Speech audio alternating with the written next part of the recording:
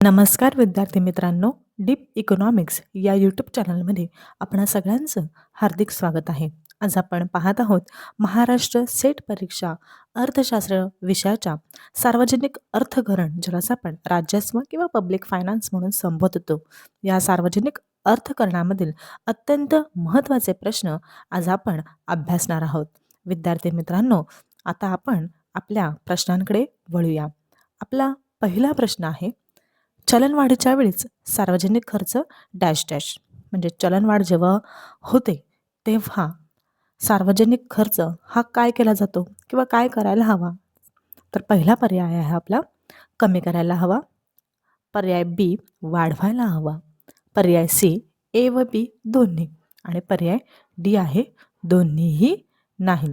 विद्यार्थी मित्रांनो, चलनवाढ म्हणजे बाजारात पैशांचे प्रमाण काय करणं, वाढवणं. म्हणजे चलनवाढीच्या काळामध्ये काय होतं, मार्केटमध्ये काय होतं, पैशांचे प्रमाण जास्त असते, लोकांच्या हातामध्ये भरपूर पैसा असतो आणि वस्तू व सेवांचे उत्पादन तुलनेने कमी असते. म्हणजे लोकांकडे पैसा भरपूर असतो आणि मार्केटमध्ये काय, वस्तूंचे उत्पादन काय असतं, कमी असतं. आणि अशामुळे काय होतं की त्या वस्तू व सेवांची किंमत काय केली जाते, वाढली जाते.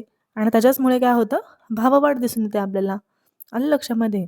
तर चलनवाढीच्या वेळेस सार्वजनिक खर्च काय करायला पाहिजे, कमी करायला पाहिजे. मग असं का? तर चलनवाढीच्या काळात लोकांकडे खर्च करण्यासाठी जास्त पैसा असतो. आलं लक्षात? चलनवाढीच्या काळात लोकांकडे खर्च करण्यासाठी जास्त पैसा असतो. सरकारने जर अशा वेळेस सार्वजनिक खर्च वाढवला, सार्वजनिक खर्च वाढवला तर बाजारातील मागणी आणखीन वाढते आणि किमती अधिक वाढतात. म्हणून चलनवाढ नियंत्रित करण्यासाठी सरकारने आपला सार्वजनिक खर्च कमी करणे आवश्यक ठरते. आलं लक्षामध्ये? तर मग आता हा जो दुसरा मुद्दा आहे, वाढवायला हवा. तर मग हा का नाही?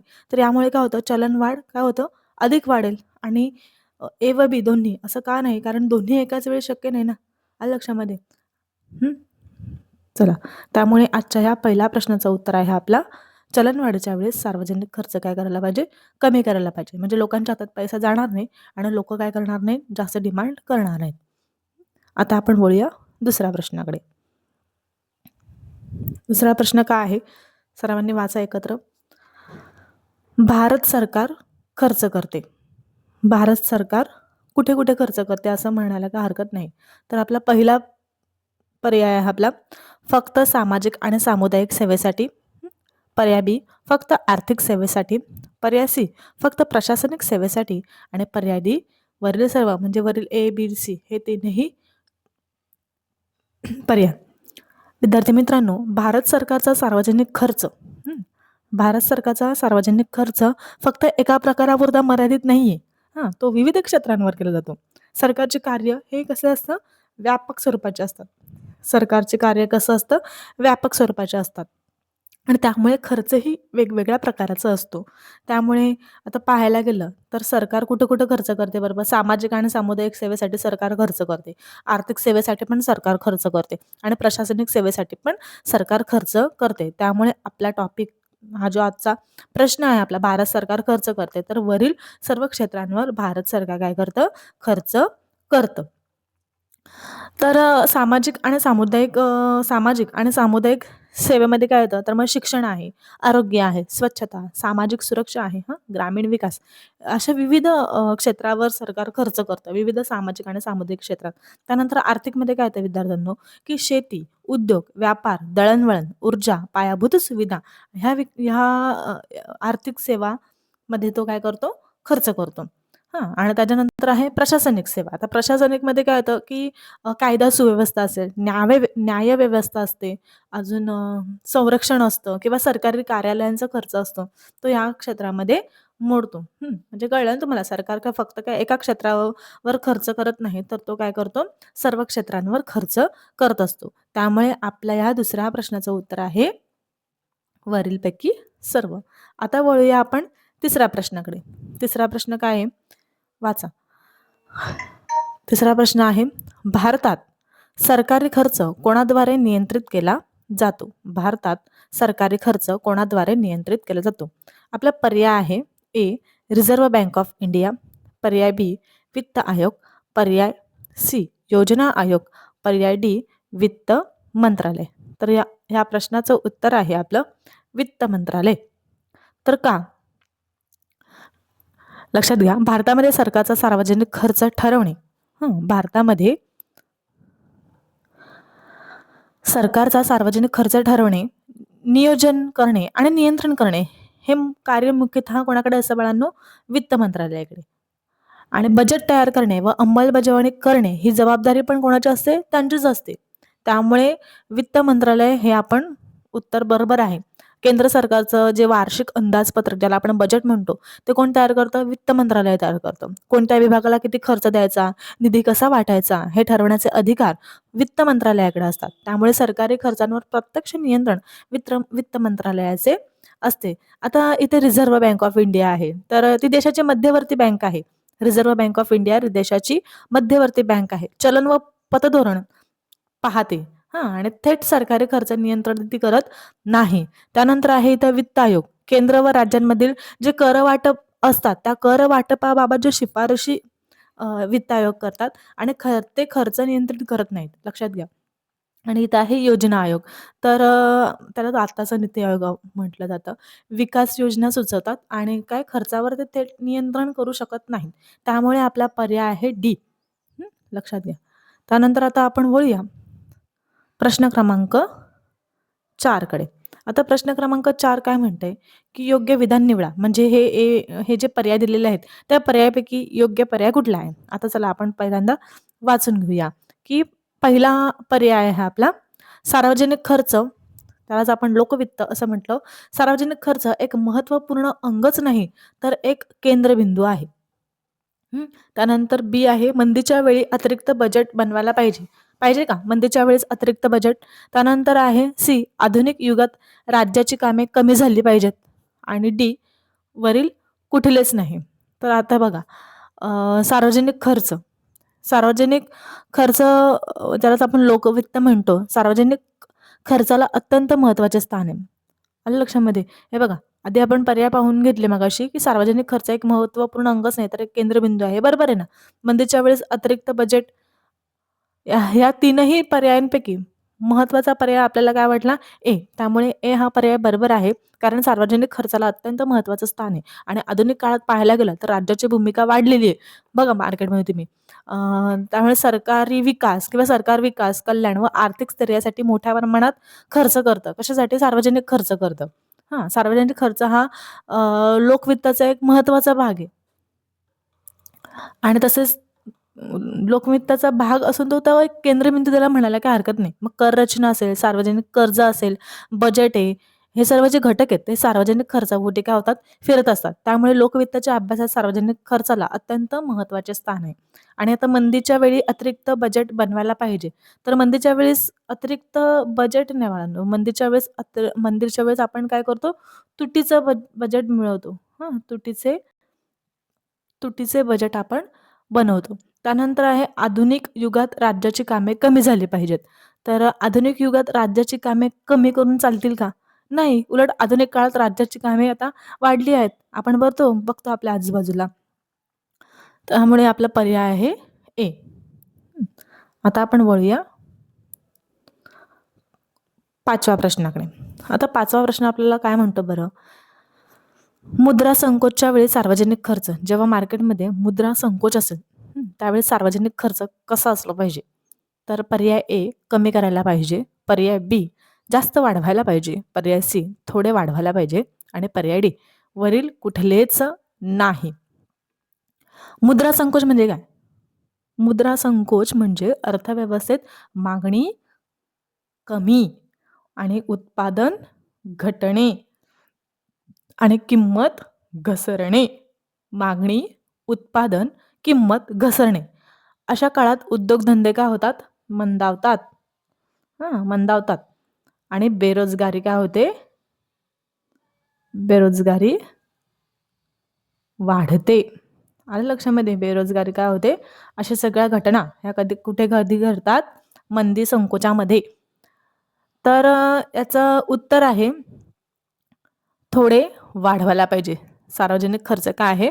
थोडं वाढवायला पाहिजे. सार्वजनिक खर्चात थोडी वाढ करावी. का? जेणेकरून बाजारातील मागणी काय होईल? वाढेल आणि सार्वजनिक खर्च वाढला तर लोकांच्या हातात पैसा जाईल. त्यामुळे काय होतं, की बाजारामध्ये मागणी वाढते आणि मग ते लोक काय करतात? वस्तूची डिमांड करणार. मग ती वस्तूला जर मागणी वाढली तर काय होतं? उत्पादन वाढतं आणि अर्थव्यवस्था काय होते? हळू सावरू शकते. आणि अतिशय खर्च केल्यास अतिशय खर्च केल्यास तर थोडासा एक पाऊल पुढे जाऊन आपण विचार करूया, की अतिशय जास्त खर्च केल्यास भविष्यात चलनवाढीचा धोका निर्माण होऊ शकतो. म्हणून नियंत्रित म्हणजे काय होणार मगाशी आपण पाहिलं, की थोडं वाढवायला पाहिजे. जास्त नाही, थोडं. हं. आणि कमी आपण इतर पर्यायांचा पण विचार करूया. आता मुद्रा संकोच्या वेळेस सार्वजनिक खर्च आहे, तो आपण कमी केला तर काय होईल? यामुळे मंदी अधिक तीव्र होईल. त्यानंतर जास्त वाढवलं तर काय होईल? अतिवाढीमुळे काय होईल? आर्थिक असमतोल निर्माण होऊ शकतो. म्हणून आपला पर्याय आहे सी, मुद्रा संकोचच्या वेळी सार्वजनिक खर्च काय करायला पाहिजे? थोडं वाढवायला पाहिजे. आता आपण वळूया प्रश्न क्रमांक 6 कडे. आता प्रश्न क्रमांक 6 काय म्हणतो बरं? सार्वजनिक कर्ज. आता सार्वजनिक कर्ज काय? तो काय पर्याय ए आहे, तो अनिवार्य आहे, तो ऐच्छिक आहे, पर्याय बी. पर्याय सी, ए व बी दोन्ही आणि पर्याय डी दोन्हीही नाही. तर सार्वजनिक कर्ज हे काय आहे बाळांनो? ऐच्छिक आहे. सार्वजनिक कर्ज काय?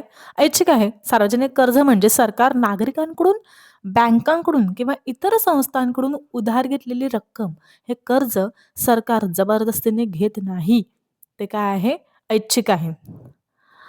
सार्वजनिक कर्ज स्वेच्छेने घेतले जाते. नागरिक किंवा संस्था स्वतःच्या इच्छेने सरकारी रोखे आणि बॉन्ड्स बॉन्ड्स सरकारी रोखे, बॉन्ड्स खरेदी करतात. सरकार कोणालाही सक्तीने कर्ज देण्यास भाग पाडत नाही.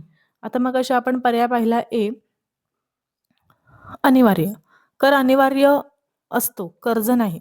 काय असतो? कर हा अनिवार्य असतो, कर्ज नाही. कळलं ना? आपण कर्जाचा प्रश्न वाचतोय. त्यामुळे आपला प्रश्नाचं उत्तर काय आहे? ऐच्छिक. सार्वजनिक कर्ज काय आहे? ऐच्छिक आहे. आता आपण वळूया प्रश्न क्रमांक 7 कडे. प्रश्न क्रमांक 7 काय म्हणतो? अवस्थितीमध्ये कोणत्या प्रकारचे बजेट बनवण्याचा प्रस्ताव दिला जातो? अवस्थितीमध्ये कोणत्या प्रकारचा अवस्थितीमध्ये कोणत्या प्रकारचं बजेट बनवण्याचा प्रस्ताव दिला जातो? पर्याय ए, अतिरिक्त बजेट.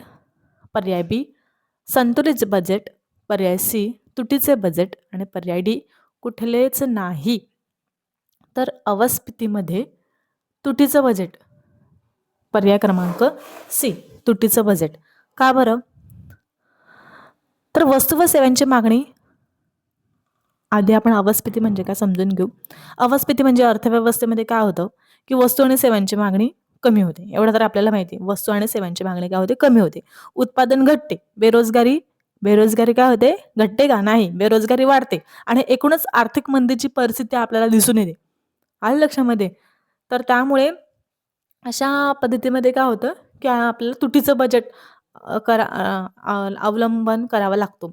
अवस्थितीच्या काळात सरकारने सार्वजनिक खर्च वाढवणे आवश्यक असते आणि खर्च वाढूनही जर उत्पन्न कमी असेल, उत्पन्न कमी असेल तर तुटीचं बजेट तयार होतं.